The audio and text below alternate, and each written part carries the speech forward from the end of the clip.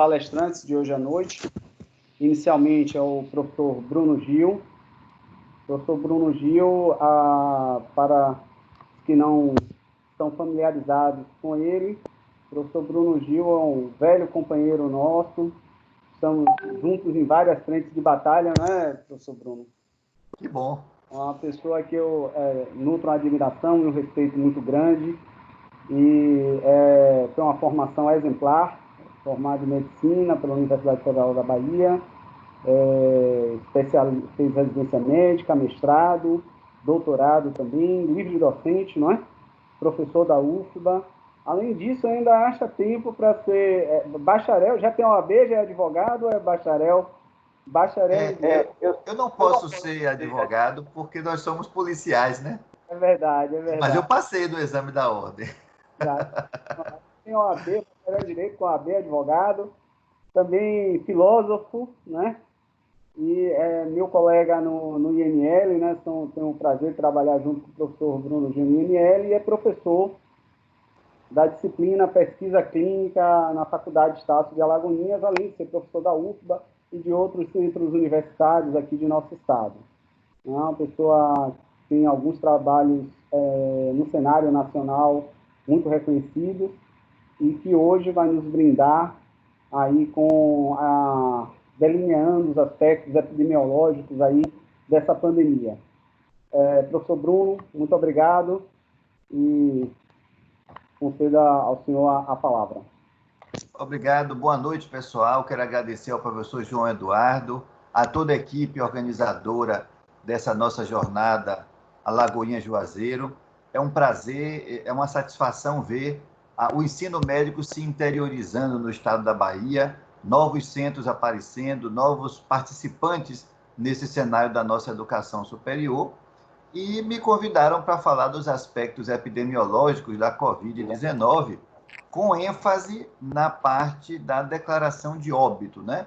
Bom, professor João já começou a minha apresentação, vocês já sabem que eu sou professor da disciplina Pesquisa Clínica no curso de Medicina da Faculdade Estácio de Alagoinhas, e isso significa que eu tenho aí uma intimidade com bioestatística, com epidemiologia, desenhos de estudo, com rigor da medicina baseada em evidências, para que a gente possa chegar a conclusões não opinativas, né? Aquilo que se chama de gut thinking, pensar com as tripas, pensar com os intestinos, dar aquele frio na barriga, e aí você chega a uma conclusão que pode ser até um ponto de partida, mas não deve ser jamais um ponto de chegada, porque depois tem que ser substituído por um conhecimento decantado, analisado, realmente à luz de uma metodologia, né? A ciência tem essa precedência no mundo de hoje, é tida como uma forma de conhecimento mais importante ou mais relevante do que o conhecimento pela intuição, conhecimento pela autoridade, conhecimento pela fé. Tem várias formas de nós conhecermos o mundo, mas a ciência goza de um prestígio diferenciado exatamente porque ela escolhe, ela elege um objeto de pesquisa e direciona para esse objeto de pesquisa uma metodologia. Então, a validade do conhecimento científico não vem da autoridade de quem fala, mas veja bem, eu sou formado em Harvard. Isso não quer dizer que você tem um monopólio da verdade. Eu tenho um mestrado, tenho um doutorado. Isso também não quer dizer que você está falando a verdade. Então, a gente não vai aceitar argumentos de autoridade, né? Sabe com quem você está falando, isso não me interessa saber, né? Me interessa saber de onde deriva o conhecimento que você está me apresentando e que metodologia você empregou para poder chegar a esse conhecimento. Inclusive, eu tenho o direito de desconfiar, tenho o direito de repetir a mesma metodologia para ver se eu encontro o mesmo resultado que você ou não. Então, a discutibilidade é uma característica importante do conhecimento científico que não se adequa a outras formas de conhecimento, né? Todo mundo aí foi criado por pai e mãe, sabe que quando você refutava o argumento de autoridade, era o chinelo comendo, era o cinto, era isso, que era aquilo, palmatória, né? Por aí vai. Então, assim, argumento de autoridade você não discute, você vai lá e cumpre, né? Eu sou primeiro-tenente da Marinha do Brasil e, como militar, sei que uma ordem dada por um superior hierárquico, você vai lá e cumpre na mesma hora, porque ele tem a prerrogativa de emanar aquele comando. Então, como professor de pesquisa clínica, eu estou assim muito enfronhado nessas questões da metodologia, dos números, né? Eu sou uma pessoa obcecada por planilha, por tabela, aquela coisa que eu sempre digo aos estudantes de medicina, né? Ô, coitado, escolheu fazer medicina pensando que é da área de saúde e por isso está fugindo de matemática, porque matemática é só quem vai ver o pessoal da área 1, né, de exatas. Lê do engano, né? Eu sou casado com uma pediatra que faz tanta conta para calcular a dose de remédio das crianças, que é pelo peso, pela área corporal, pela idade, né? E a gente precisa de muita epidemiologia, muita estatística, muitos dados para entender como é que se formula uma política de saúde. Então, fazer medicina não livra ninguém das ferramentas de cálculo matemático, e a gente vê isso bem na disciplina de pesquisa clínica. Eu também sou colega de professor João Eduardo, vou colocar isso no meu currículo Lattes. Colega de professor João Eduardo Pereira, né? Nós somos peritos médicos legistas no Instituto Médico Legal Nina Rodrigues, em Salvador, Bahia, e nessa condição eu sou um grande emissor de declaração de óbito, eu tenho intimidade com o documento, com o formulário, né? Eu antes, como médico assistente na saúde, eu militava na especialidade de ginecologia e obstetrícia, e aí eu não dava muita DO, graças a Deus, né? Não morria muita gestante no meu plantão e nem feto, mas de vez em quando acontece, né? Faz parte. Agora, como perito médico legista, a DO, sabe, Maria, né? Dou meu plantão toda semana, tome aí 7, 8 declarações de óbito que eu emito, né? Então, tive que ter uma intimidade maior com esse documento que interessa muito para o nosso tema. Que como eu sou bacharel em Direito e licenciado em Filosofia, então eu tenho essa questão do que vai acontecer depois. Quais são as projeções, quais são os reflexos dos documentos que o médico preenche. Então, por causa disso, a gente vai aqui focar, né, a nossa apresentação nas questões bioestatísticas e epidemiológicas, né, de várias doenças que têm acometido a nossa população, no fato de que, ao preencher uma declaração de óbito, o médico está constatando o óbito, está demonstrando para a sociedade que se extinguiu aquela personalidade jurídica, aquela pessoa já não existe mais, né? Ela era pessoa, agora deixou de ser pessoa. E por isso vai ter reflexos cíveis, isso vai ter reflexos patrimoniais, né? Então, quando a pessoa morre, se era casada, o cônjuge passou a ser viúvo, o que significa que pode casar-se de novo, né? Enquanto estava casado, não podia. Ou divorciava para poder casar, ou teve que enviuvar. Então, tem reflexos em várias searas do direito quando uma personalidade jurídica é extinta. E aí, axiologia, que quer dizer valoração. Então, nós temos, os atos humanos são valorados como bons ou ruins, adequados ou inadequados, conforme a norma ou não conforme a norma, né? E o fato de eu ser bacharel em Direito me ajuda nisso, mas, sobretudo, agora que eu sou licenciado em Filosofia, eu fico sempre procurando assim, um sentido nas entrelinhas, e aí me interessa muito aqui a teleologia, ou seja, onde é que a pessoa quer chegar. Porque, às vezes, a gente tem um discurso de um grupo, de uma instituição ou de um indivíduo que parece que quer conseguir uma coisa, mas quando você vai espremer bem, você percebe que é outra. E isso é diametralmente oposto à ciência. A ciência elege um método, aplica o método, método quer dizer caminho, né? Então, o caminho vai me levar para algum lugar.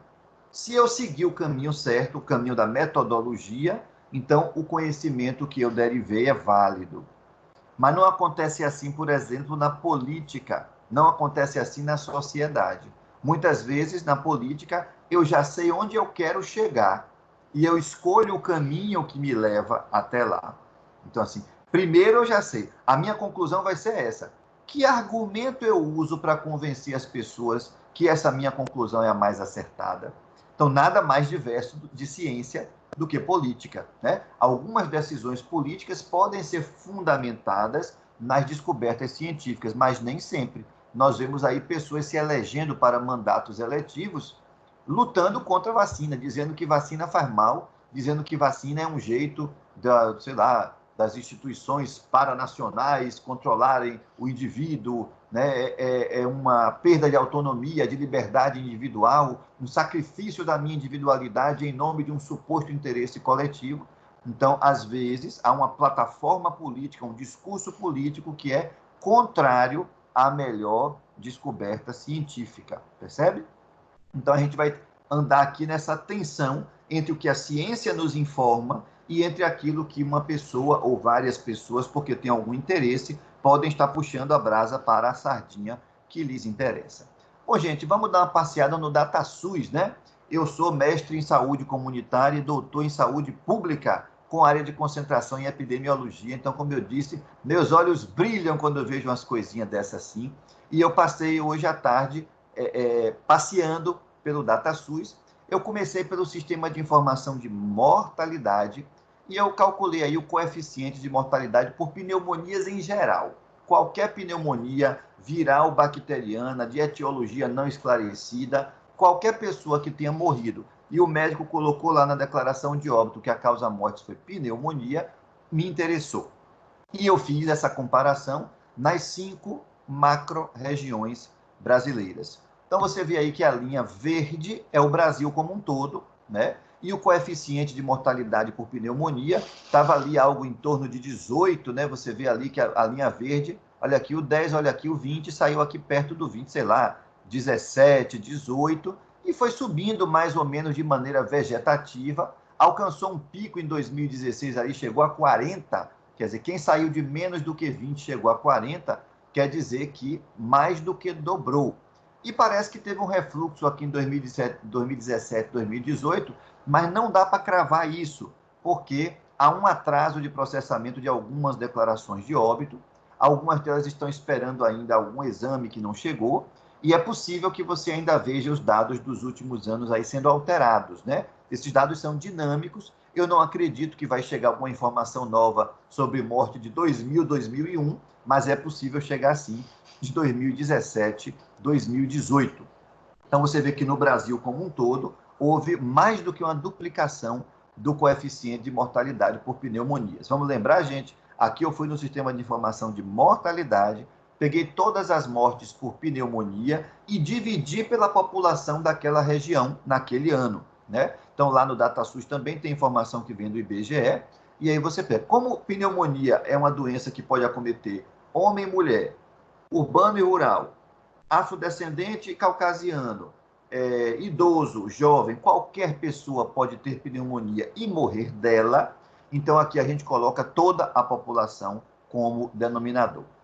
Se você vai analisar as regiões, você vê que a região Nordeste teve a menor mortalidade por pneumonia no início da série, lá em 2000. Estava ali em 10 por 100 mil habitantes, né? Só 10 pessoas morreram de pneumonia a cada grupo de 100 mil habitantes no Nordeste, mas o Nordeste depois botou as manguinhas de fora e acabou a série em 2018 em terceiro lugar, né? A gente não conta o verde porque o verde é o Brasil todo. Então, lá no final, quem ganhou foi o Sudeste, que é o cinza, e que veio dominando todo o tempo. Depois, o amarelo, que é o Sul, e o laranja, que é o Nordeste, ficou em terceiro lugar. Então, veja que a região Nordeste ultrapassou as regiões Norte e Centro-Oeste no que diz respeito à mortalidade por pneumonias em geral. Eu fui olhar a pneumonia porque lembra que nós tivemos aqui no Brasil uma epidemia de gripe aviária e uma epidemia de gripe suína. Além disso, tivemos o H1N1, influenza vírus H1N1, agora em 2016. Eu não sei vocês, eu estou olhando para essas curvas e não estou vendo pico nenhum. Então, é sabido que tivemos aquelas epidemias. Algumas delas foram pandemias, né? Porque teve a MERS, de Middle East, lá do Oriente Médio, que ficou meio circunscrita àquela região mesmo, mas nós tivemos aqui gripe suína, gripe aviária e tivemos H1N1, né? Eu tive H1N1 ali em 2016, ou doença dos infernos, né? E tinha um colega num grupo de WhatsApp essa semana falando do palitinho gostoso. Era o suave, né? Porque tem um bocado de gente fazendo RT-PCR para coronavírus, e aí a impressão que me deu quando a criatura enfiou aquele suave no nariz, eu pensei que ia sair aqui no parietal. Eu pensei que ia furar meu parietal. Que coleta desagradável. E é nas duas narinas que o pessoal coletou. Então, eu fui na UPA dos Barris, em Salvador, fiz esse exame e recebi por e-mail. O Sistema Único de Saúde é maravilhoso, né? Recebi por e-mail o resultado. E olha que eu já saí de lá com a cartela do Tamiflu para tomar em 2016. Né? Vocês estão vendo algum pico aí em 2016? Eu até estou, né? 2016 tem um pico, mas eu já expliquei por quê. É porque os dados de 2017 e 2018 ainda estão sujeitos à revisão. Na hora que você aumentar os números de 2017 e 2018, você vai perceber que 2016 não foi um pico, que 2016, na verdade, está na mesma linha do crescimento linear vegetativo. Né? Eu também não esqueço que nós tivemos a gripe, eu acho que foi a aviária, que foi em 2009, porque foi quando eu casei. E isso mexeu com a minha vida. Eu tinha planejado fazer a lua de mel em Cancún, lá na Península de Yucatán, no México, e não deu, porque o México era um epicentro da pandemia no mundo. Aí eu e minha então noiva decidimos que não íamos para Cancún. Aí a gente pensou em ir para Chile e Argentina, para os Lagos Andinos. O Cone Sul também virou um foco da epidemia. Aí disse, então vamos fazer uma viagem nacional, bora para a Serra Gaúcha. Aí os 3 estados do sul do Brasil também começaram a pipocar. A gente sabe do que mais? Já está tudo na boca do leão mesmo, bora para o Chile e Argentina. E fomos. Né? Quando o nosso voo chegou em Santiago do Chile, por causa da mudança de temperatura, me lembro, a gente no avião, veio a comissária de bordo borrifando um bocado de spray na cabine. Era um procedimento de segurança. Tinha que borrifar a cabine toda, não sei o que era aquilo, né, por causa da gripe, eu acho que era aviária, em 2009. Mas eu convido vocês a olharem de novo aí esse gráfico. Olha o ano de 2009. Foi 2008 ou 2009 essa gripe. Vocês estão vendo algum pico? Eu não estou vendo pico nenhum. Então, não houve um excesso de morte por pneumonias no Brasil nesses momentos em que nós sabemos, analisando retrospectivamente, que houve uma epidemia ou que houve uma participação brasileira na pandemia. Né? E, ao contrário da Covid-19, que nem sempre o órgão de choque é o pulmão, no caso da gripe suína e da gripe aviária, era sim. Né? E eu não estou vendo gente morrendo aí de pneumonia desbragadamente naquele período. Bom, mas será que é um problema de classificação?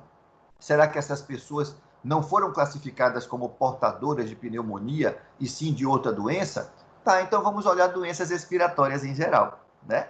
Fiz o mesmo movimento no DataSUS, peguei todas as pessoas que tinham morrido por qualquer coisa da casa J, né? Na CID-10, a família J, são doenças do aparelho respiratório. Pode ser qualquer coisa, desde uma rinitezinha prosaica, uma sinusite, né? Até não câncer de pulmão não, porque câncer está lá na letra C, né? Mas pode ser uma pneumoconiose de cunho ocupacional, né? Pode ser uma asma brônquica, né? Quem foi que morreu recentemente de asma? Foi aquela Fernanda Young, né? Fernanda Young tinha diagnóstico de asma há muito tempo, mas teve uma crise severa, e não sei se não pôde usar o dilatador, o broncodilatador, ou o que foi que houve, mas morreu de asma, né? Uma pessoa que tinha acesso à assistência médica, tinha conhecimento, enfim, mas uma fatalidade. Então, vamos pegar doenças respiratórias em geral. Vai que a pessoa lá teve a gripe suína, teve a gripe aviária, teve H1N1, mas o médico não colocou na DO pneumonia especificamente. Sabia que era uma creca respiratória lá, mas não firmou como pneumonia. Olha, o gráfico ficou mais linear ainda, né? Você não vê tanto aquela subida que as pneumonias têm acontecido, né? Há uma diluição, e quando você bota tudo de respiratório no barco, você vê que o verde, que é o Brasil, saiu ali de 50 por 100 mil habitantes e chegou em alguma coisa ali em torno de 75 por 100 mil habitantes, né? Então, no caso das pneumonias, mais do que dobrou, mas no caso das doenças respiratórias como um blocão geral, não houve esse movimento. E aí aqui também você vê a região sudeste e a região sul bem lá em cima, né? São as regiões mais frias, é onde tem mais problema respiratório mesmo, e as regiões mais tropicais do nosso país, o norte, o nordeste e o centro-oeste, ficando aqui abaixo, né? Então a linha verde é como se fosse uma média, né? O sul e sudeste puxando para cima, o norte, nordeste e centro-oeste puxando para baixo, o verde, que é o Brasil todo somado, seria a tendência central. Eu não estou vendo nenhum pico durante a gripe suína, durante a gripe aviária e nem H1N1 em 2016. Eu digo, tá, professor, então talvez de repente o pessoal tenha colocado isso lá nas doenças A e B. porque ali você pega as infecciosas, as doenças transmissíveis, né? Então, assim, muitas vezes, clinicamente falando, nós não damos conta de dizer qual é o vírus. Até os pacientes, às vezes, ficam invocados com a gente por causa disso, né? Esses médicos de hoje em dia não diagnosticam mais nada, né? Uns médicos que não dizem... o médico só diz que a gente tem estresse ou virose. Vocês vão ouvir isso, né? É porque a gente não é boçal, né? A pessoa está lá com infecção de vias aéreas superiores. Você sabe que é um rinovírus, é um adenovírus, né? Mas a gente vai ficar mostrando, ostentando para todo mundo nosso conhecimento de microbiologia? Não. Você vai dizer, é uma virose mesmo. Até SIDA, né? Síndrome da imunodeficiência adquirida, é uma virose, né? Covid-19 é uma virose. Então a gente consegue perceber lá pelo leucograma, tem uma monocitose, então isso é indicativo de uma infecção viral. Às vezes tem uma neutropenia. Já quando é bacteriana, você espera ver uma neutrofilia, um desvio para a esquerda, formas jovens, bastões sendo colocados na circulação, né? E uma grande leucocitose. Então o médico pede lá o leucograma e pelo quadro clínico também ele consegue dizer, não, isso aqui é mais sugestivo de um quadro bacteriano ou de um quadro viral, né? Mas assim, dizer qual é o vírus, já pensou? Em toda virosezinha boba que vai ser autolimitada, que você só precisa prescrever analgésico se dor, descongestionante se tiver congestão nasal, lavar bem o nariz com soro, né? Não vai ter febre, a pessoa não precisa deixar de ir para o trabalho quando é um resfriado comum, não precisa faltar à faculdade, fazer segunda chamada de prova, nada disso. Já quando é influenza, não. Aí uma prostração maior, uma astenia, uma mialgia, né? Que foi o caso do H1N1 que eu tive em 2016. Que doença do estupor, né? Eu me sentia moído, podre por dentro, não tinha ânimo para nada, terrível. O resfriado eu tenho vários durante o ano, nunca deixei de dar aula por causa de um resfriado. H1N1 eu me lembro que eu fui deitado no Uber, porque teve uma reunião da congregação da faculdade de medicina, e eu era relator de um processo, então fui em febre, né? Tive febre do Uber, e tendo lá alguma viremia, mas fui trabalhar assim mesmo no sacrifício, porque era uma coisa importante que só acontece uma vez no mês. Então, de repente, né, a pessoa fez lá um diagnóstico, morreu, o médico não teve condição de pedir muito exame, não tinha informantes bons, então ele tacou lá que era uma doença bacteriana ou viral. Deu para perceber que tinha uma etiologia infecciosa, né? E ele quis, na declaração de óbito, priorizar essa informação de que era uma doença bacteriana ou viral, mas ele não colocou que foi no pulmão, né, para dizer que foi pneumonia, né? Então, às vezes o médico toma essa providência, ele enfatiza na sua declaração de óbito mais qual é o agente nocivo, né, qual é a etiologia, que é uma doença transmissível, do que dizer que é uma doença do pulmão, ou uma doença da pele, ou uma doença da articulação, e por aí vai. Então eu fiz a extração, olha aí, piorou mais ainda, né? Coeficiente de mortalidade por doenças transmissíveis em geral. Aqui você tem malária, você tem esquistossomose, você tem carbúnculo, você tem todas as viroses, tem hepatite viral, raiva, se o cachorro mordeu, o rato arranhou, né? Tudo que for transmissível, leptospirose, porque teve lá um alagamento, né? E em Juazeiro e em Alagoinhas não tem dessas coisas não, mas a gente tem notícia de que algumas cidades com a urbanização piorzinha acontece esse tipo de coisa, né? Olha para isso, minha gente, a linha verde começou ali em torno de 25,9, né? Ficou estável no início, aí teve uma queda ali para 2007, 2008, 2009, depois voltou a subir, fez um pico em 2016, né? Eu não estou vendo aqui nada sugestivo de gripe suína, gripe aviária. Então, olha que diferença. Uma coisa é você vivenciar a epidemia com ela acontecendo, né? Eu tenho um colega, eu sou médico do trabalho, né? E aí eu tenho um grupo de WhatsApp de médicos do trabalho que tem um colega muito bom, epidemiologista, doutor Paulo Reis.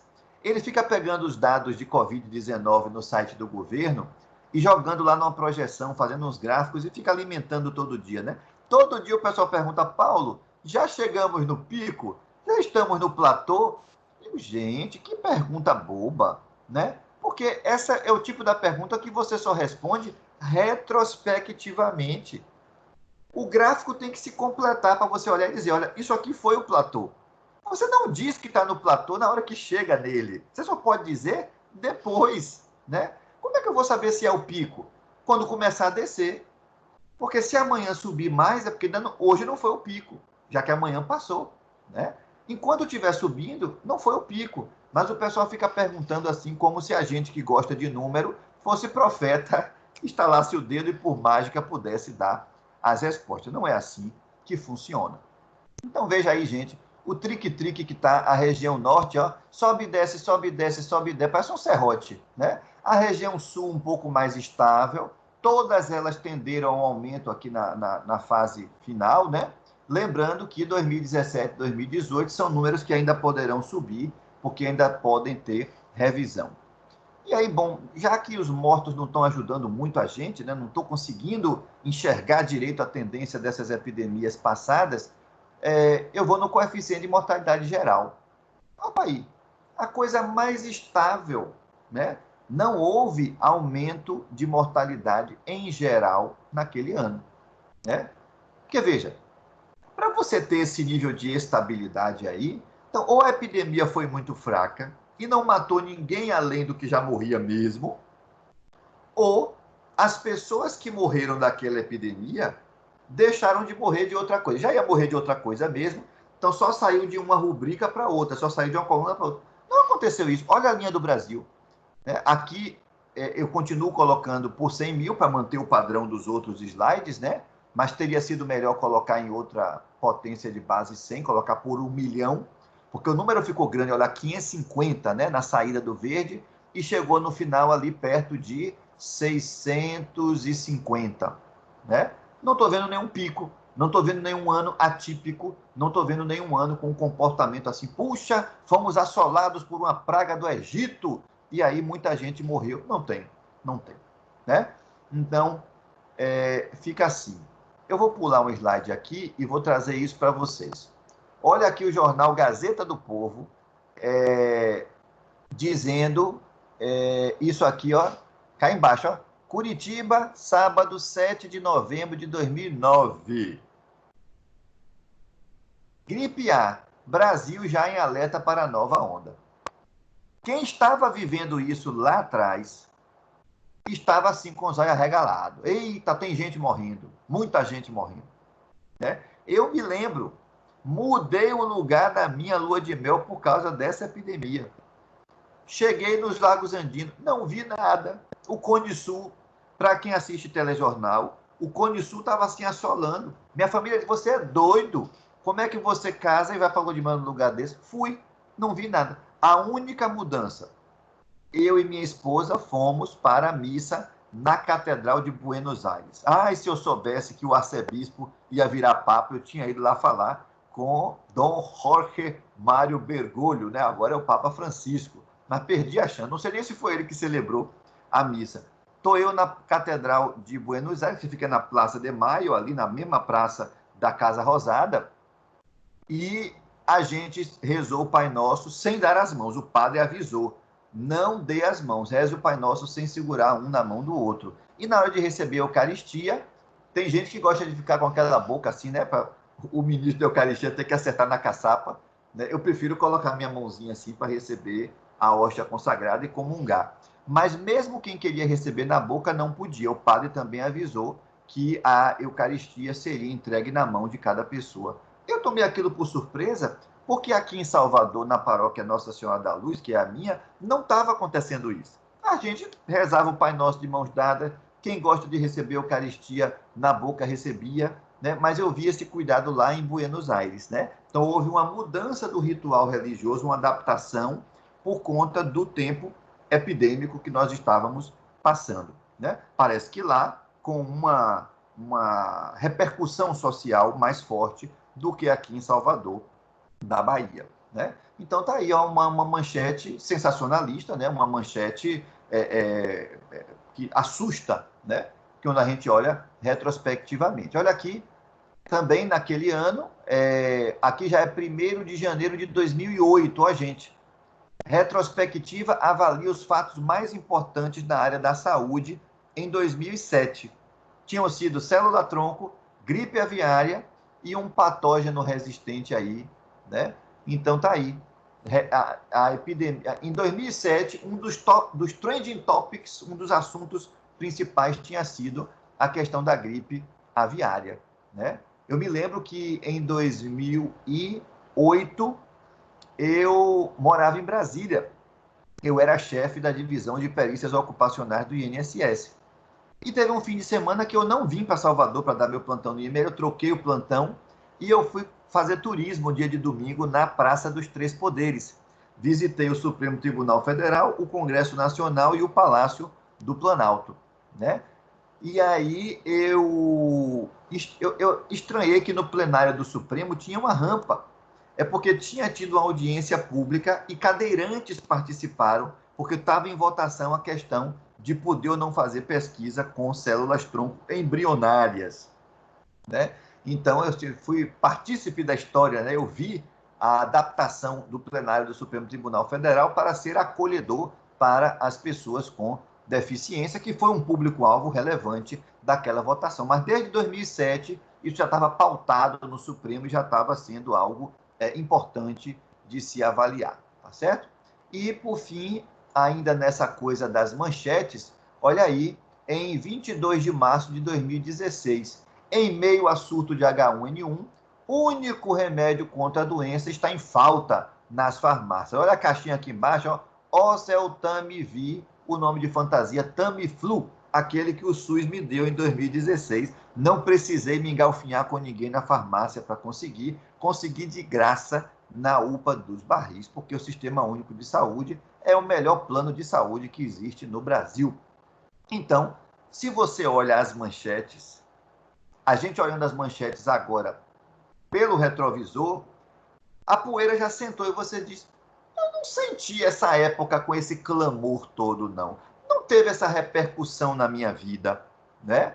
Mas naquela época era diferente, né? As pessoas aqui ficavam atrás de Tamiflu e só tinha Tamiflu no hospital especializado Otávio Mangabeira, que é para doenças respiratórias. Tem uma farmácia de alto custo lá, né? Mas neguinho queria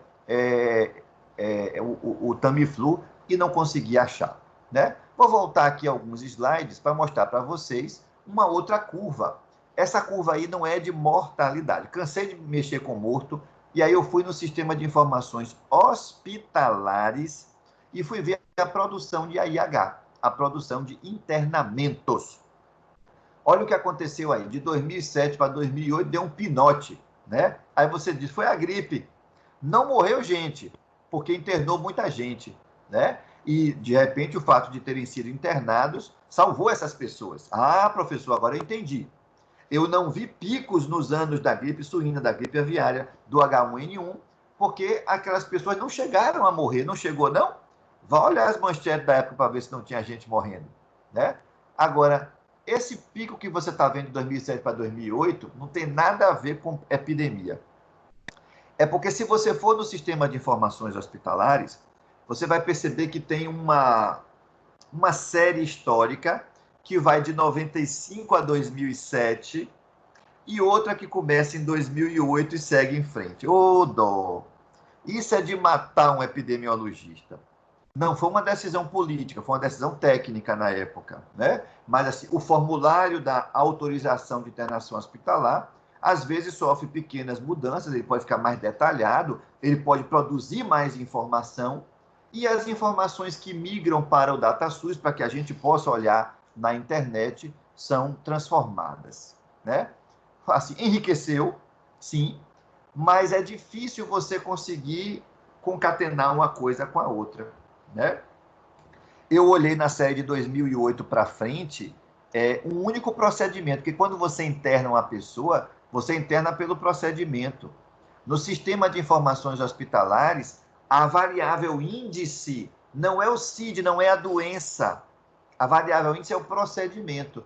O procedimento que eu escolhi de 2008 para frente é tratamento hospitalar de pneumonia e influenza. Olha que beleza.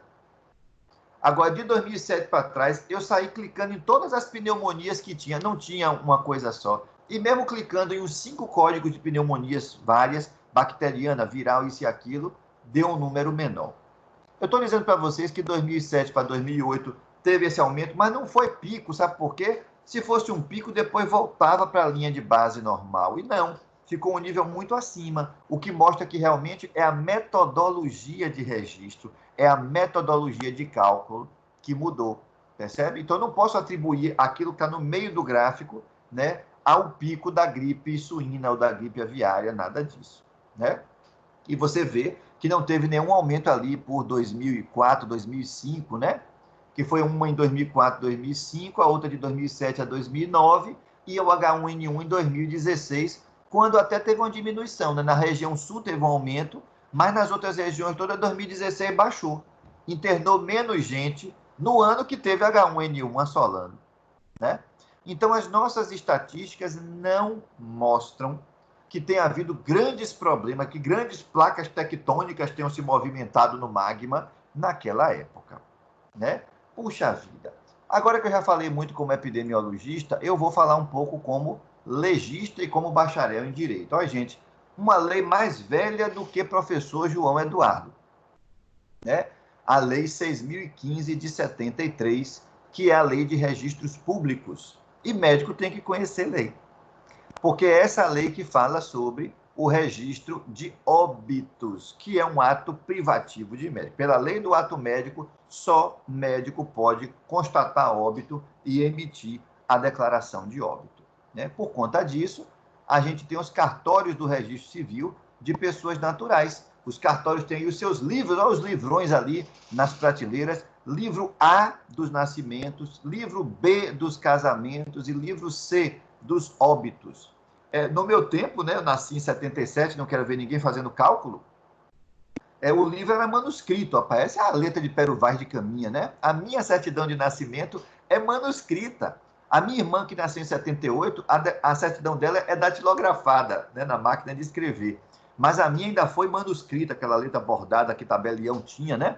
Então tá ali, você vê um livro em que se faz o assentamento, né? Às tantas horas do dia tal, em tal hospital, nasceu fulaninho, filho de fulano e cicrana, neto, aí bota os avós paternos, os avós maternos, né? Isso é o assentamento. Nasceu com tal cor da pele, enfim, vai dizendo lá, com tal peso, com tal comprimento, né? Hoje em dia existe a declaração de nascido vivo, a DN ou DNV, né? Que o SUS fornece, e aí em alguns hospitais ou maternidades tem até um posto cartorário que já faz a certidão de nascimento ali. E vocês estão vendo ali do lado esquerdo que tem uma margem em branco, né? Essa margem é deixada como um espaço para averbações futuras, né? Então, por exemplo, eu nasci em 77. Lá no cartório da Vitória tem o livro A com o assentamento do meu nascimento. Em 2009 eu casei. O que aconteceu?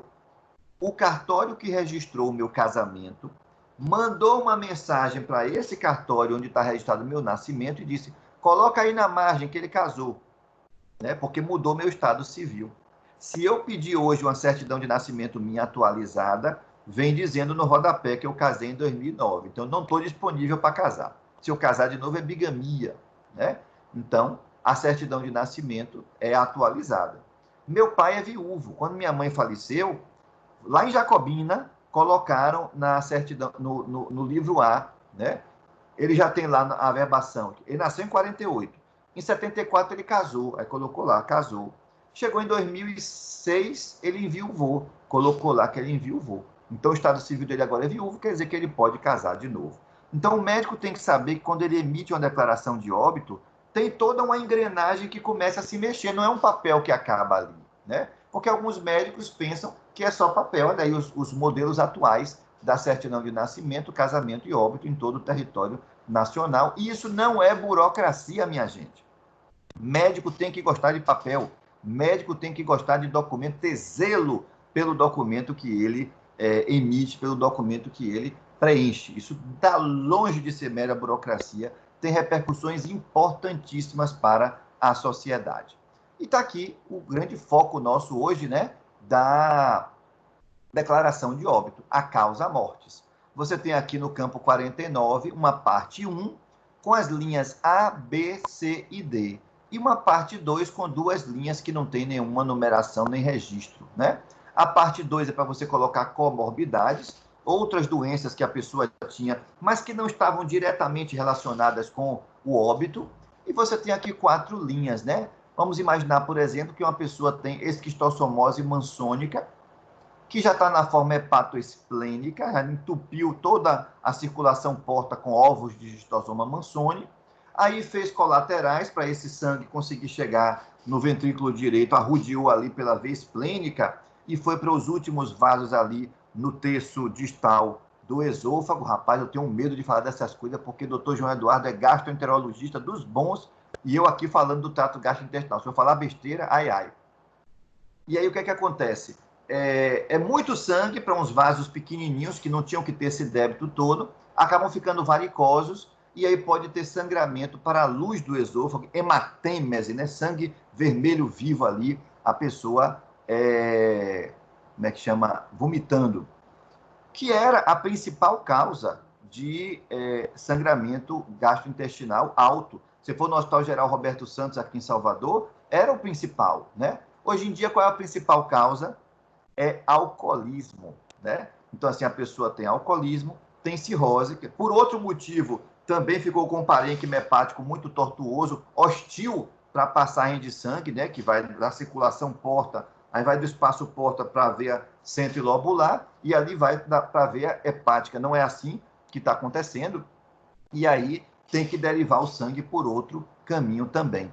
Então, veja, a causa imediata, que é a letra A, você vai colocar hipovolemia, né? Uma perda de... A pessoa vomitou tanto sangue que morreu, teve um choque hipovolêmico, né? Então você bota lá, choque hipovolêmico. Secundário a quê? Hemorragia digestiva alta por varizes de esôfago. Mas por que a pessoa tem varizes de esôfago? Aí vai interessar a nossa letra D de dado, né? Porque se as varizes de esôfago são secundárias à esquistossomose mansônica, qual é o jeito de resolver esse problema para prevenir novas mortes por essa causa? Saneamento básico, né? Se tiver saneamento básico, se as pessoas tiverem como separar o cocô da água de consumo, se não estiverem se banhando em águas com caramujos contaminados por fezes alheias, não vão pegar esquistossomose. Mas se tudo começou com cirrose hepática e alcoolismo, a maneira de resolver não é saneamento básico. É aumentar a tributação sobre bebida alcoólica, é fazer uma lei seca, é fiscalizar o horário em que bebida é vendida e para quem, é delimitar a propaganda de bebida alcoólica, né? Então, veja, a linha A, que é a causa imediata, é aquilo que logo ali matou a pessoa, é o choque hipovolêmico, é a perda de sangue do primeiro espaço. E as causas intermediárias são as mesmas, né? É o sangramento de vasos esofágicos varicosos. Agora, a causa básica é o filé, minha gente. O médico tem que preencher a declaração de óbito focado na causa básica.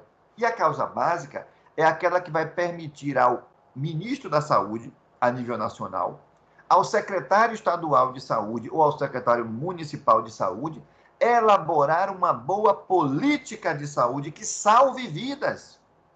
Porque essa pessoa que você está fazendo a DO já morreu, mas o nosso objetivo é prevenir outras mortes iguais a esta. Como é que eu posso fazer uma política de saúde adequada se a DO for mal preenchida? Se o doutorzinho colocar lá só choque hipovolêmico ou ruptura de varizes de esôfago? Sim. E por que a pessoa tem varizes? São congênitas? De onde vieram as varizes de esôfago? Então, a causa básica é aquela que permite uma tomada de decisão administrativa, técnica, né? Quando eu falo políticas de saúde aqui, não no sentido da politicagem, mas de elaborar uma política, né? Eu tenho que ter mais hospital terciário ou tenho que ter mais equipes de saúde da família? Eu tenho que ter mais policlínicas, unidades de média complexidade, ou eu tenho que investir mais em UBS, unidade básica de saúde? Eu tenho que gabaritar o meu programa de imunizações, ou tenho que pensar em transplante de órgãos? Onde é que está a maior lacuna? Onde é que tem mais gente morrendo? Onde é que eu vou investir o dinheiro público de maneira que consiga resolver mais o problema da população? E aí nós já estamos nos encaminhando aqui para os últimos minutos, eu vou focar agora, porque também para deixar algum tempo para perguntas, né? Sobre como preencher a declaração de óbito em suspeita de Covid-19. né? Isso tem levado a tanto rebuliço em grupo de WhatsApp, porque parece que agora a fonte de evidência científica é grupo de WhatsApp, né? Tá feio o negócio. Então, gente, primeira coisa, nenhum médico é constrangido a colocar na declaração de óbito aquilo que ele não tem uma boa suspeita, mas também ninguém exigiu que você tenha certeza plena. Olha só, você atende um paciente que chegou com um quadro respiratório superior, uma rinorreia, uma disfagia, uma adenofagia, teve anosmia, né? Não perdeu o olfato, e aí você vai percebendo que parece Covid-19. Você pede o exame não chegou ainda. Por via das dúvidas, você já começou a tratar, né? Aí eu não vou nem dizer com o que você vai tratar, você vai escolher aí seu protocolo, né? Se vai usar dexametasona, hidroxicloroquina, ivermectina, nitazoxanida, enfim, tem aí vários protocolos, a maioria deles off-label, né? A maioria deles sem ter uma evidência científica, mas discutindo com o paciente, tendo o termo de consentimento informado, né? Tudo bem usar, né? Você vai ali monitorar e ver o risco-benefício de usar aquele remédio naquela pessoa. Então, você vinha tratando como Covid. E o seu paciente morreu antes do exame confirmatório chegar. Ora, só porque você não tem certeza diagnóstica, você vai sonegar essa informação na DO? Não. Você tem que ser coerente. Você vinha manejando o caso dia após dia como Covid. Por que foi Covid no seu prontuário durante 4, 5 dias? Foi Covid na sua receita durante 4, 5 dias e agora na DO vai deixar de ser? Não pode. Por outro lado, você recebe um paciente com um quadro respiratório inespecífico, você não acha que é Covid, você trata como sendo uma infecção viral ou bacteriana qualquer, aí a pessoa morreu. Só porque estamos em pandemia, você colheu o material para ver se é Covid, mas você não está achando que é. Aí morreu. Você vai botar Covid por quê? Você não vinha tratando como tal, não era sua suspeita. Então, a sua DO, gente, tem que espelhar a conduta que você vinha tomando, aquilo que você vinha registrando no prontuário, né? E aí a gente chega naquela questão da teleologia, né? Então, há grupos ideológicos, políticos, não é pecado ter ideologia política, não é errado, mas há grupos querendo contar uma narrativa, querendo contar uma história que depende, para um lado, de você aumentar as taxas de Covid-19 e, em outros lugares, de você baixar as taxas. Então, essas pessoas já escolheram onde querem chegar e estão puxando os números para onde querem. Isso não é ciência, né? Do ponto de vista técnico, o que cabe ao médico fazer é pautar o preenchimento da DO com base na conduta que ele vinha tomando, nos registros que ele vinha fazendo em prontuário. Lembrar que o médico não está a serviço de seguradora, que é uma coisa que se fala muito. Teve uma advogada aí que fez um vídeo que viralizou nas redes sociais médicas, né? Ah, mas se você bota Covid sem ter um diagnóstico firmado, e aí o paciente tinha um seguro, e como é pandemia, o seguro não vai pagar. Isso não é problema seu. Ah, você pode ser processado pela família. Eu posso ser processado. Nós temos aqui 77 pessoas nessa maravilhosa jornada, né? Eu posso ter falado alguma coisa aqui que feriu susceptibilidades e uma das 76 querer me processar. O risco é viver. Está vivo, está respirando, pode ser processado. Não paute sua conduta médica com medo de processo. Medicina defensiva não é medicina. Quanto mais defensiva, menos medicina é. Né? Então, médico que toma decisão baseado no medo não foi formado na Faculdade Estácio de Alagoinhas, nem na Faculdade Estácio de Juazeiro, com toda certeza. Porque a gente ensina a tomar decisão com base em evidência científica e não com base em surto de adrenalina, de catecolamina que a sua suprarrenal soltou na circulação sanguínea. Bom, minha gente, estamos aqui já faltando, eu acho que é 1 hora, né? Vamos até às 20, então só tem 8 minutinhos. Eu quero agradecer muito a atenção de vocês, colocar aí à disposição o meu e-mail institucional da Estácio e devolvo a palavra para poder ver aí se nosso mediador vai ter perguntas para me dirigir, a gente fazer um debatezinho. Obrigado.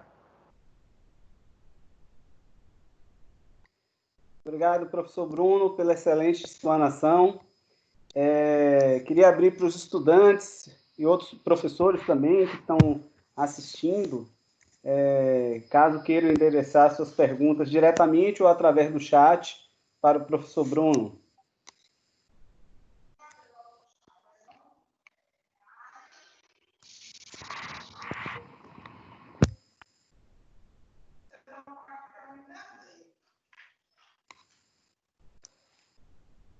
Bom, enquanto eles elaboram as perguntas, eu queria pontuar algumas coisas da brilhante explanação do professor Bruno, começando por algo que ele pontuou sobre que o prontuário, a declaração deve ser o espelho do prontuário. Na realidade, a declaração vai compor o prontuário também, não é, professor? Uma das vias será anexada ao prontuário. Então, isso aí é uma pedra angular no ensinamento médico. O professor Bruno já foi conselheiro do CRM, né? E uma das coisas que se pauta muito é que o prontuário, quem está com medo de processo, é quem não faz prontuário correto. Porque quem cuida do seu prontuário e tem ele como um bom espelho na hora de emitir suas declarações e tomar suas condutas, não deve estar com essa preocupação, não é, professor? Porque está praticando a boa medicina. Sem dúvida.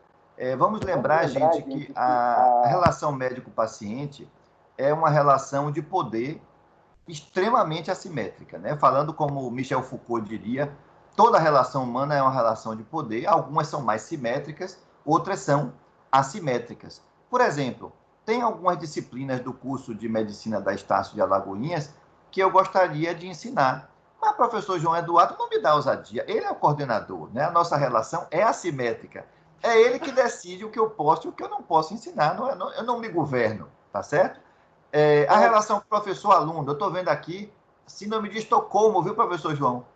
Gabriela, Kelvin, Camila, são meus alunos, estavam tendo aula comigo de pesquisa clínica hoje de manhã, né? E são meus reféns, porque eu lanço nota, eu dou falta se não vier. É uma relação de poder assimétrica. Apesar disso, gostam de mim, né? O refém se apaixonando pelo sequestrador. É síndrome de Estocolmo. Exatamente.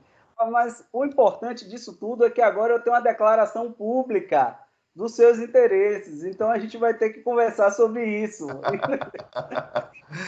Então, assim, a relação médico-paciente é extremamente assimétrica.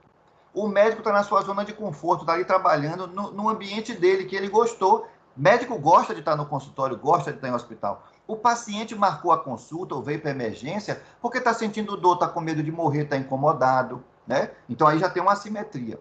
O médico passou 6 anos na graduação e mais alguma coisa de pós, estudando para entender como é que o corpo humano funciona, o que é doença. Para o paciente é novidade. E, por fim, a relação que aconteceu ali nas 4 paredes do consultório são palavras ao vento. A percussão que você fez não deixa marca. É você que tem que botar no prontuário que percutiu tal região corporal e encontrou um som assim, um som assado. Né? Você que vai... Olha, de tudo que se comenta numa consulta médica, o médico não coloca tudo no prontuário. Né? Primeiro, ele não fez todas as perguntas possíveis. Só quem faz todas as perguntas possíveis é estudante de semiologia que está aprendendo como é que faz a anamnese. Ele pergunta o Selmo Saleno Porto inteiro, né? Mas o médico, ele já vai, não, eu vou perguntar isso não é relevante. Então, há um filtro. E o médico coloca no prontuário aquilo que foi relevante na avaliação dele de toda aquela interação com o paciente. Então, perceba que, já que o médico está na zona de conforto e o paciente está desconfortável, já que o médico detém conhecimento e o paciente não detém, ignora, e já que o médico é o único autor do relato que fica para a posteridade, né, aí a relação é completamente desigual. Então, o prontuário é um ponto forte do médico, porque ele não convida o paciente para a coautoria, ele escreve isolada, solitariamente. E tem médico que deixa passar esse cavalo selado, deixa passar essa oportunidade, porque é você que conta a história. Conte a história verídica, mais completa possível, e você não vai ter o que temer. Exatamente. O médico goza de boa fé, de fé pública, né? Então, o seu registro tem valor.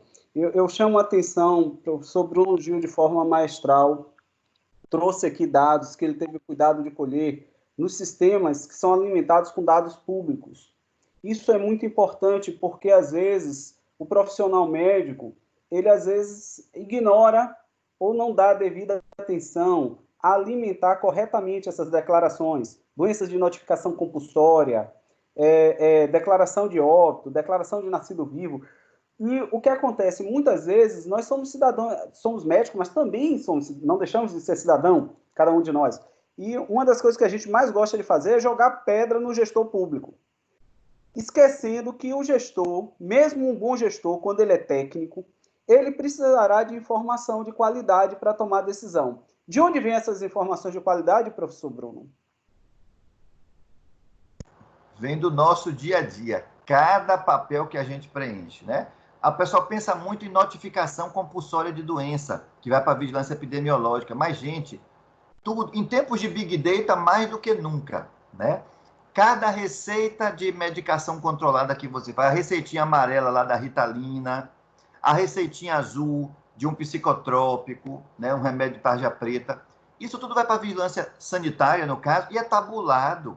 Inclusive, se um médico, de repente, começar a ter um desempenho muito diferente na vigilância, isso pode acender uma luz lá e ela manda para o CREMEB averiguar. Por que o doutor fulano não prescrevia nada dessas coisas, da noite para o dia, tá mandando? Como é que ele consegue ter esse volume de atendimento para estar fazendo tanta receita? Né? Então, é uma coisa sobre-humana. Isso acende uma luz, tudo está sendo planilhado, tudo está sendo acompanhado.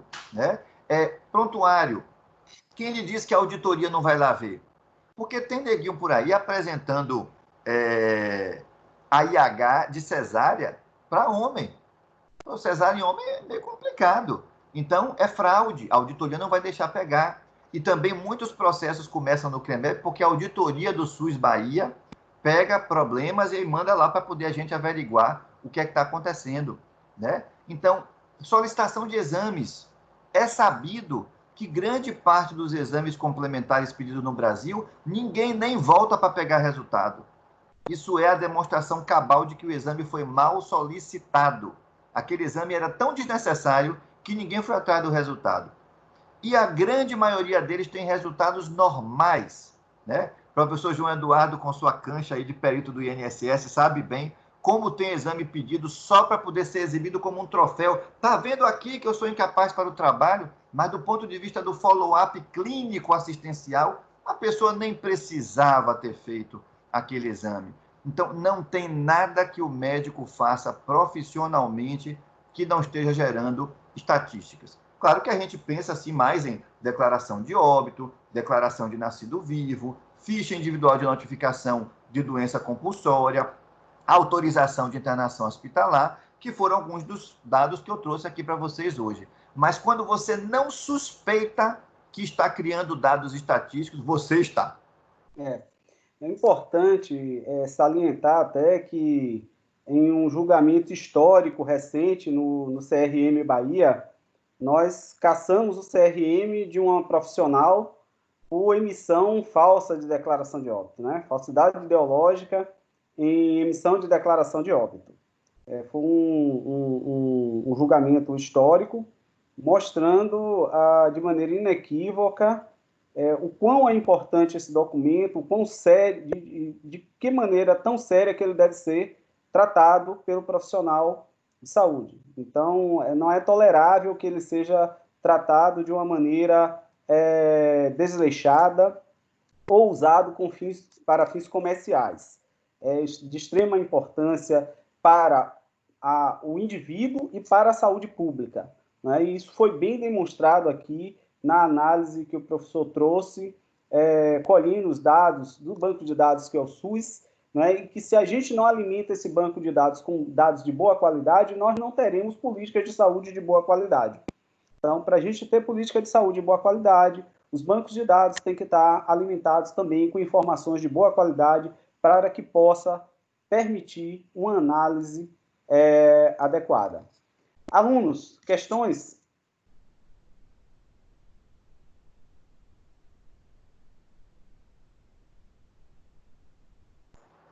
Eu acho que ninguém entendeu nada, viu, professor? Porque aí não tem nem o que perguntar, porque está perdido assim. Bom, enfim, mas Aqui no chat as informações é que eles adoraram, né? Excelente, excelente palestra, excelente, muito obrigado. Enfim. Bom, Professor João, fala. aqui, professora Rita, só quero parabenizar vocês e o professor Bruno aí pela brilhante apresentação e agradecer pela oportunidade de ouvi-lo, tá, professor? Obrigado, professora Rita. É um prazer estar aqui com vocês. Tá ok, muito boa mesmo a explanação. E essa questão aí da certidão de óbito, né, declaração de óbito, a gente sempre enfatiza aqui com os nossos alunos, porque é uma responsabilidade muito grande, né, em pensar que antigamente era vendido formulário numa papelaria, né, e a gente é da época antiga, né? E hoje em dia, graças a Deus, tem um controle. Bom, obrigado, professora. Pessoal, professora Poliana já está na sala?